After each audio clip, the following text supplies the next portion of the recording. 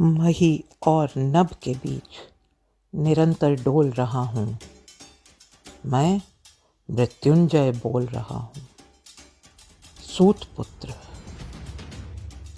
जलकुंड से निकलकर भीगे श्वेत वस्त्र में शुभ्र पाषाण सी जो मेरी ओर चली आ रही थी, वो वृषाली थी। उसने जो ही मेरी प्रज्वलित चिता में प्रवेश किया, उसी क्षण मुझे मुक्ति मिली। शायद हम दोनों को ही मुक्ति का यही एकमात्र पथ था। विडंबना बस यही थी कि जाने अनजाने, सही गलत, उचित अनुचित, सरल जटिल, जैसे भी मार्ग का मैंने चयन किया, उसने आंखें मूंद कर मेरा अनुसरण किया। मेरा जन्म भूतकाल की कोई साधारण घटना नहीं, बल्कि किसी की जिज्ञासा शांति हेतु प्रयोगात्मक दुर्घटना थी। और बस वही मेरे लिए जीवन भर की सबसे बड़ी विडंबना थी। जन्म से नहीं, अपितु जन्म के पहले से ही नियति ने मेरे लिए कुछ कठोर संदेश दे दिया, या फिर यूं कहूं कि मेरे मस्तिष्क पर पत्थर की नोक से तिलक कर आदेश दे दिया। मुझे जन्म देते ही मेरी जननी ग्लानि से रोने लगी। तभी तो मैंने गंगा की लहरों के थपेड़ों से आंखें खोली।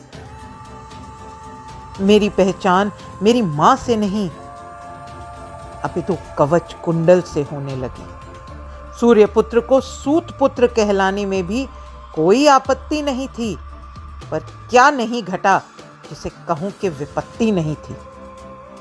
क्या था जो खोया नहीं, फिर भी बिलख कर रोया नहीं, अस्तबलों में पलता रहा, अश्वों सा बढ़ता रहा और उन्हीं की चाल से निरंतर चलता रहा। राजकुल का जाया, सूत वंश पाया, सूक्ष्म दृष्टि थी, इसी में संतुष्टि थी। संपूर्ण विधाओं का धन था, किंतु मेरा अपना भी तो एक मन था। आगे बढ़ कभी कुछ मांग ना सका, सूतपुत्र अपनी मर्यादा कभी लांघ ना सका।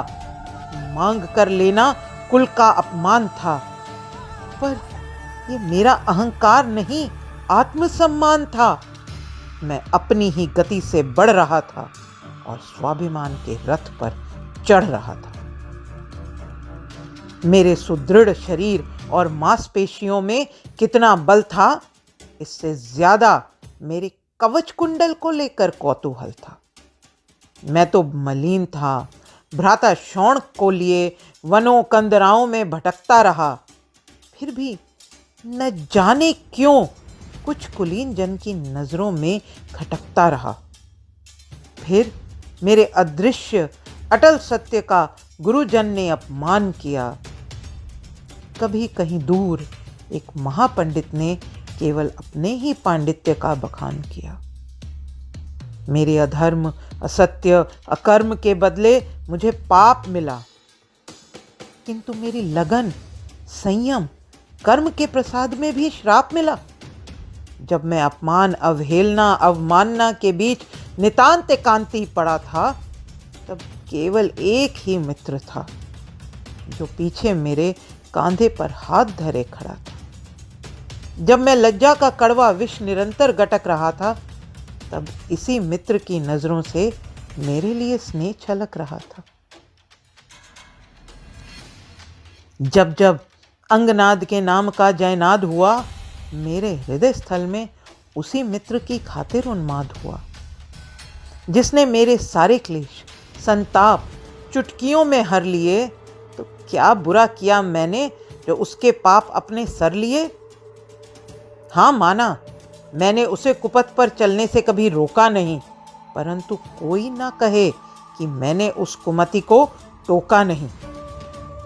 उसके कुकृत्यों को मूक दर्शक की भांति देखता रहा और स्वयं को पश्चाताप की ज्वाला में सेकता रहा। यद्यपि दानवीर कहाने में बेहद संकोच था, तथापि यही मेरा प्रतिदिन का प्रयोज्य था।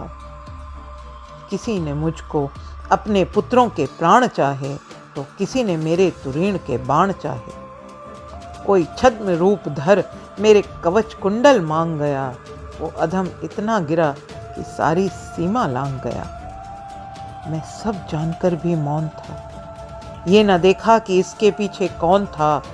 अपने हाथों कवच कुंडल अपनी देह से अलग किए। सभी प्रिय अप्रिय जन संदेह से पृथक किए।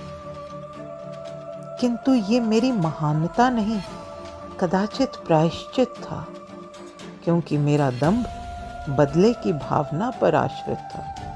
भरी सभा में सभी महारथियों की मानिंद भीरू बन बैठा रहा और तिरस्कार के प्रतिकार हेतु क्रोधित हो ऐंठा रहा।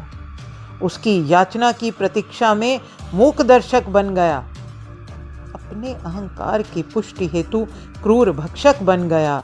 उसके प्रति मेरे भीतर जितना रोष था, मात्र वही मेरे जीवन भर का दोष था। वर्षों पश्चात एक दिन मेरी जन्मदायिनी भिक्षा हेतु वन चली आई, या यूं कहूं कि अपने वैध पुत्रों की जीवन रक्षा सेतु बन चली आई। मुझे स्मरण है, अति कटुतापूर्ण वाचन किया था मैंने, किंतु यह भी शाश्वत सत्य है कि उसे अभ्य और आश्वासन दिया था मैंने। विमुक्त किया था जननी को चिंता से त्राण दे, और उन्मुक्त हृदय से प्रण पालन किया था अपने प्राण दे। युद्ध प्रभात गुरु भ्रात का दंभ सभी के समक्ष आया। जब गंगा पुत्र ने बाहुबल मेरा समकक्ष पाया। प्रत्येक गुणी जन अपना अपना कर्तव्य निर्वाह कर काम आए। मैं प्रतिज्ञारत था कि महारथियों में मेरा अब तो नाम आए। टंकार धनुष की और बाणों का वेग जो झेले, ऐसा पार्थ में सामर्थ्य क्या, वो सब तो थी माया माधव की। इसमें पांडवों का अर्थ क्या। अंततः एक दिन मेरा स्वाभिमान मेरे मित्र के काम आया। मेरा भी उस दिन पराक्रमियों में नाम आया। पूर्ण किया प्राण देकर मैंने जो वचन दिया था। पांडवों का अहंकार अभिमान अपने रथ तले कुचल दिया था। किंतु माधव यहां भी तुमने उनके पक्ष में दांव खेला। तब श्राप याद आया जब गड्ढे में मेरे रथ का पहिया ठेला। मुझे निहत्था जान पार्थ से अधम कराया। भ्रात के हाथ भ्रात का वध करवाया। और फिर उस दिन सूर्यास्त होने को आतुर थे मेरे प्राण विहीन देह। मेरे प्रिय अश्व पर धर केशव चल दिए। ऊंचे टीले पर अग्नि दाह के लिए।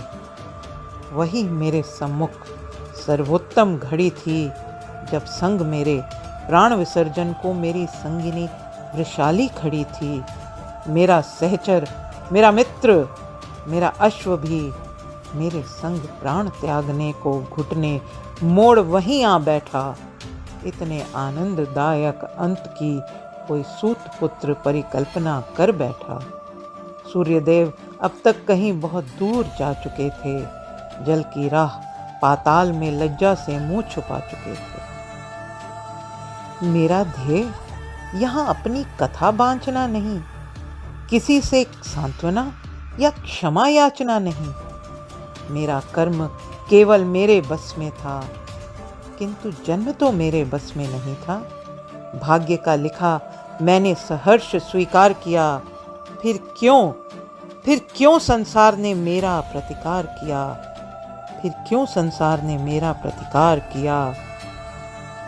मैं मृत्युंजय सूत पुत्र बोल रहा हूँ।